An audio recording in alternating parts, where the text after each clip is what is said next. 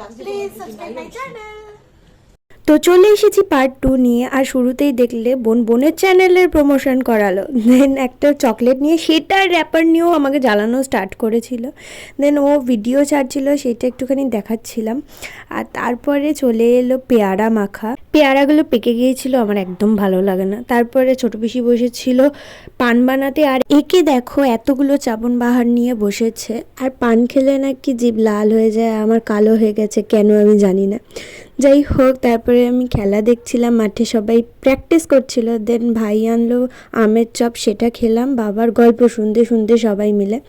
দেন একটুখানি সন্ধ্যা হওয়ার পর সবাই মিলে চাউমিন খেলাম, আমি আর বোন মিলে স্প্লিটস ভিলা দেখলাম। দেন একটা কম্পিউটারে ভিডিও দেখছিলাম সাপ নিয়ে।